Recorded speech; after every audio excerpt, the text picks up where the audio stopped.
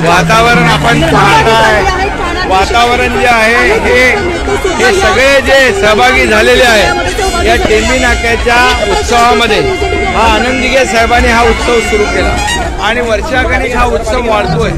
हा हजारो लाखो लोक याच्यामध्ये सामील होतात, लाखो लोक याचं दर्शन घेतात आणि ही देवी टेंबी नाक्याची आई भवानी ही 7 समुद्रापलीकडे हिची कीर्ती पोहोचलेली आहे आणि म्हणून धर्मवीर आनंद दिघे साहेबांनी सुरू केलेला हा उत्सव आम्ही वाढवला आहे आणि त्याच्यामध्ये भर घातली आहे आणि आज जनता त्यामध्ये सामील झाली आहे। इथं न बोलवता सगळे आलेले आहेत, कुठलंही निमंत्रण नाही।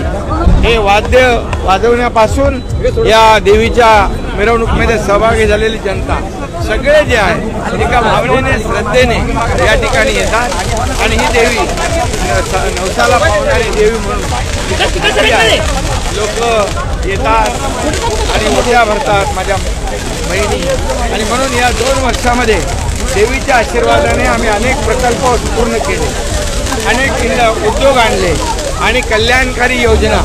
आज मुख्यमंत्री माझी लाडकी बहीण योजना, लाडका भाऊ, लाडका शेतकरी, लाडका कामगार,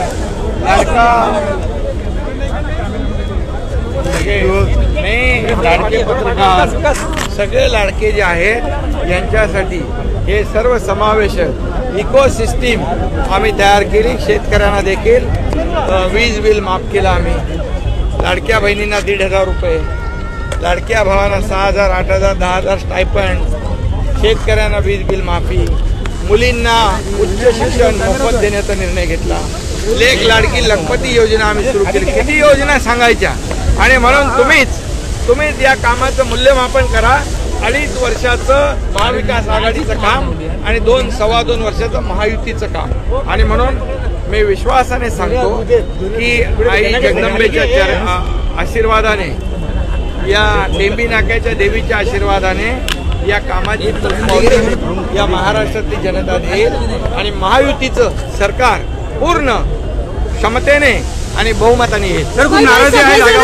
कार्यकर्ते शिवसैनिकांना अपेक्षा करतात तुमच्याकडे की दसरा मेळावा हा शिवाजी पार्कातच झाला पाहिजे, त्याच्याबद्दल नाराजी आहे सर? जागा वाटप काही कुठलीही नाराजी नाही, नाराजी आहे, सगळं समन्वयाने होत आहे आणि महायुतीमध्ये आम्ही 100% जिंकणार आणि महायुती अधिक मजबूत, अधिक घट्ट आणि निवडणुकीला सामोरी जाते। त्यामुळे तुम्ही चिंता करू नका, सर्व व्यवस्थित आहे।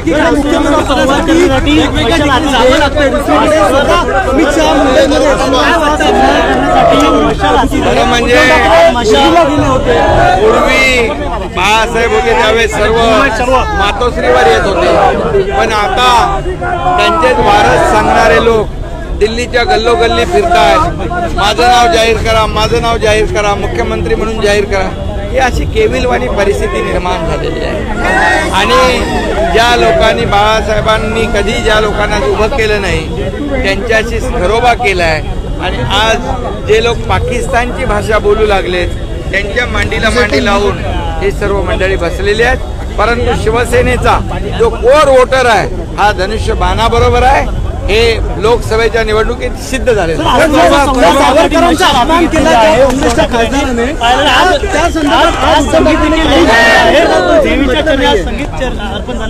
असुरांचा संहार करण्यासाठी मशाल हाती घेतलेली आहे। तेच असुरांचा संहार जे त्यांच्या सरकारमध्ये माता भगिनींची इज्जत नव्हती, शेतकऱ्यांना मदत नव्हती, या राज्याचा विकास बंद होता, या राज्यातले प्रकल्प बंद केले होते, अशा असुरांचा निपात या देवीकडून होईल। सर, सावरकरांचा त्यांनी अपमान केला काँग्रेसच्या खासदार, आज उद्धव ठाकरे काहीच त्याबद्दल म्हटलं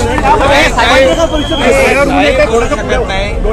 सावरकर आणि हिंदुत्व यांच्याबद्दल बोलण्याचा त्यांना नैतिक अधिकार नाही, कारण ज्या दिवशी त्यांनी आघाडी केली काँग्रेस बरोबर, घरोबा केला, त्याच दिवशी हिंदुत्वाचा धागा तुटला, बाळासाहेबांचे विचार त्यांनी सोडले, त्यामुळे ते बोलूच शकत नाही। आता मतांच्या लाचारीसाठी ते जे काही करतात ते तुम्ही पाहता।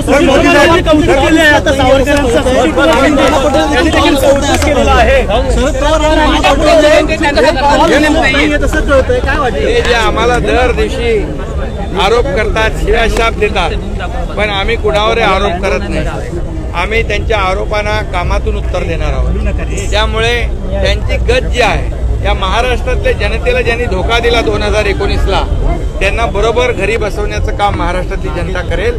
कारण घरी बसणारा आणि लोकांच्या दारी जाणारा हा फरक आहे. आणि म्हणून बाळासाहेब म्हणायचे, कार्यकर्ता घरात नाही तर लोकांच्या दारात शोभून दिसतो. बाळासाहेबांचे, धर्मवीर आनंद दिघे साहेबांचे विचार आम्ही घेऊन पुढे चाललोय. आणि याचं उत्तर जनता, आम्ही आरोपाला, शिव्याला आरोपाने उत्तर देणार नाही. याचं उत्तर जे आहे मतपेटीद्वारे या महाराष्ट्रातली जनता दिल्याशिवाय राहणार नाही. एवढंच मी देवीकडे काही मागायला लागत नाही. न मागता सर्व मिळतं. देवीला सर्व माहीत आहे. आणि आता या राज्यामध्ये जे काम आम्ही 2 वर्षात केलेलं आहे त्याची पोचपावती मिळेल. देवीच्या आशीर्वादाने पुन्हा महायुतीचं सरकार येईल. आम्ही नेहमी म्हणतो, बळीराजाला सुखी कर. यंदा पाऊस चांगला पडलाय, पिकं चांगली येतील, बळीराजा सुखी होईल. कुठं अतिवृष्टी झाले तिथं सरकार त्यांच्या मागं उभं राहील. कामगार असतील, माझे लाडके भाऊ असतील, लाडक्या बहिणी असतील, लाडके शेतकरी असतील, सगळे. आणि म्हणून आता लोक म्हणतात की लाडकं सरकार, आपलं सरकार लाडकं सरकार. त्यामुळे नक्कीच देवीच्या आशीर्वादाने येणाऱ्या निवडणुकीमध्ये विधानसभेच्या अगदी थम्पिंग मेजॉरिटी मिळेल आणि विकासाला पुन्हा विकास करण्याची संधी.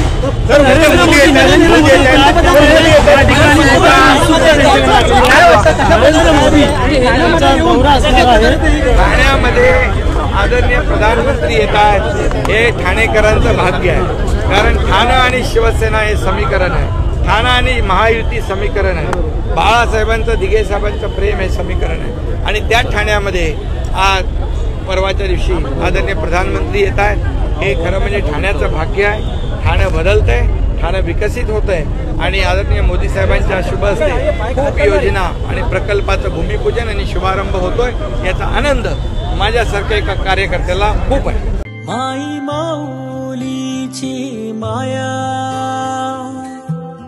अनमोल माया, ऊन सावली सुखाची, ममतेची छाया तुला आठवतो, मनी साठवतो, दिसे आसवात ही तुम्हाला.